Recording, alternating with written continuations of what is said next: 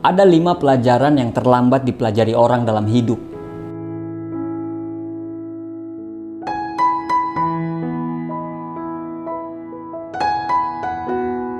Yang pertama, hidup ini di mata manusia itu terlihat tidak adil. Waktu Patrick Star dinobatkan sebagai raja berdasarkan garis keturunan, dia mengatakan, dunia ini sungguh tidak adil, jadi biasakanlah dirimu. Jadi, kalau kita lihat dari perspektif kita sebagai seorang manusia, memang iya, hidup ini tidak adil. Agak egois sih memang. Tapi coba lihat sekitarmu. Ada orang yang kita tahu dia orang jahat, bahkan dia berbuat jahat pada kita. Tapi hidupnya tetap enak, tanpa gangguan apa-apa. Dan di sisi lain, Anda juga melihat ada orang yang sangat baik, tapi hidupnya justru sengsara. Ada orang yang usahanya minimal, tapi hidupnya maksimal. Tapi ada orang yang usahanya maksimal, tapi hidupnya justru minimal. Begitulah dunia bekerja, dan hal itu tidak bisa kita bantah. Makanya, saya coba tanamkan dalam diri saya, ya, hidup itu memang tidak adil. Kenapa? Karena pada akhirnya, dengan punya pemahaman itu, saya akan menerima diri saya apa adanya, tanpa melihat kehidupan orang lain. Saya tidak akan tergantung dengan hal-hal yang berada di luar kontrol saya. Pada saat saya melihat orang lain lebih beruntung, saya akan berkata, ya memang seperti itu jalannya. Begitu cara dunia bekerja. Tanpa mengeluh, tanpa komplain. Satu-satunya orang yang bisa kita andalkan, yaitu diri kita sendiri. Kita mau bekerja keras atau enggak, itu adalah pilihan. Tapi pilihan itu yang akan membawa kita nanti ke tempat yang kita tuju. Tapi, tunggu dulu Pak, ada yang protes. Jika Sang Pencipta yang menciptakan dunia itu secara tidak adil, artinya Tuhan itu tidak adil dong. Ya, gak gitu cara melihatnya dong. Kan sudah dikatakan di awal bahwa hidup tidak adil dalam pandangan kita sebagai seorang manusia. Tapi kan dalam alam semesta ini, kita itu hanyalah butiran debu yang ada dalam roda semesta. Pandangan adil dan tidak adil bagi saya dan orang lain itu berbeda.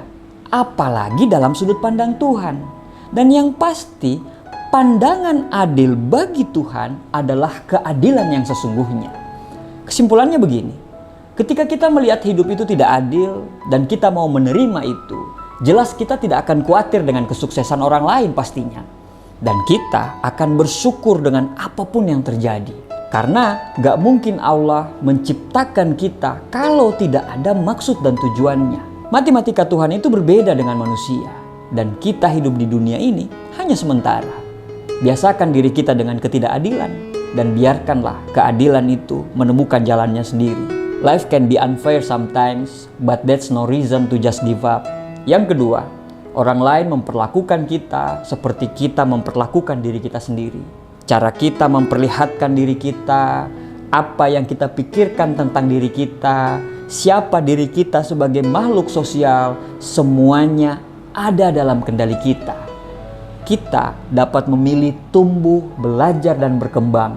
Sebaliknya, kita pun bisa memilih untuk tidak melakukan apa-apa, pasrah dan tidak mau berkembang.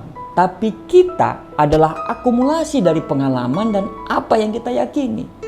Kita akan dinilai orang lain karena apa yang kita perbuat. Ketika hidup kita selalu bertopeng, maka jangan salahkan orang lain jika melihat dan memperlakukan kita sesuai dengan bentuk topeng kita.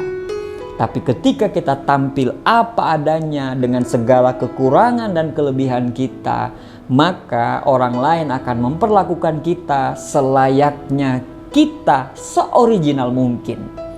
Setelah kita sepenuhnya menerima kekurangan dan kelebihan kita, seluruh persepsi dunia jelas pasti akan berubah. Mulai sekarang, lebih hargailah dirimu sendiri. Bahkan kalau perlu, itu dijadikan sebuah kewajiban. Yang ketiga, malu atau takut dikritik akan menghentikan kita menjadi apa sebenarnya yang kita inginkan. Pada dasarnya, ada 2 jenis kritik. Yang pertama adalah kritik membangun, konstruktif. Dan yang kedua adalah kritik yang mencela atau destruktif. Orang yang peduli pada kita pasti menyampaikan kritik yang membangun dengan tujuan memberikan motivasi sehingga kita bisa memperbaiki diri kita. Sedangkan kritik yang mencela memang pada umumnya bertujuan untuk melemahkan.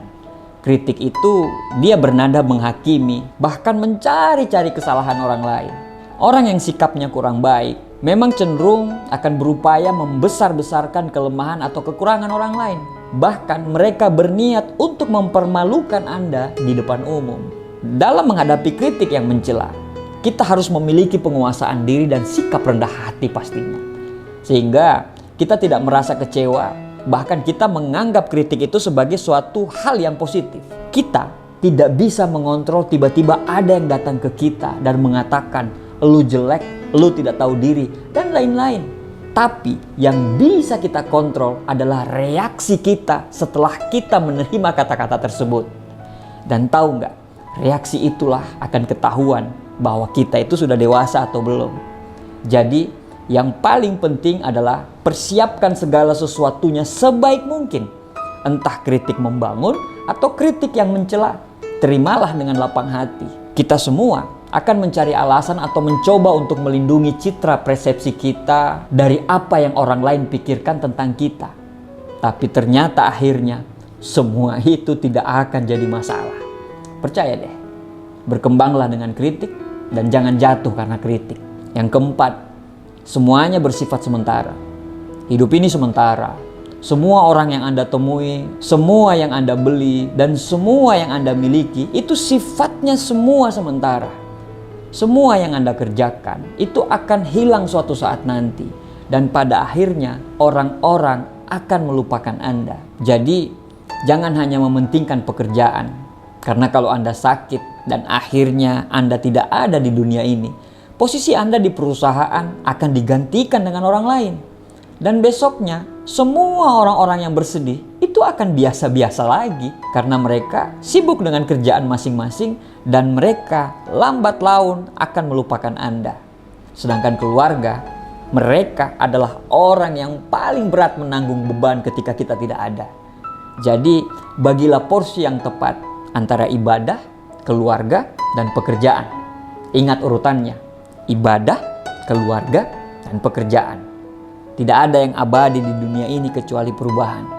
Hidup kita ini hanya sementara. Lagi-lagi hanya sementara. Buatlah perubahan yang nyata dalam hidup kita. Selagi masih ada kesempatan dan kita kuat, jangan takut untuk mengambil peluang. Selagi kita masih di dunia ini, jagalah ibadah kita. Karena ibadah yang akan menjadi bekal kita nanti di akhirat. Selagi kita masih kuat untuk tersenyum, buatlah keluarga bahagia. Karena doa-doa mereka yang akan menjaga kita nanti. Bagaimanapun, bahkan di suatu hari nanti, semua orang akan meninggalkan dunia ini. Yang kelima, pengorbanan yang Anda lakukan hari ini akan membebaskan Anda di masa depan.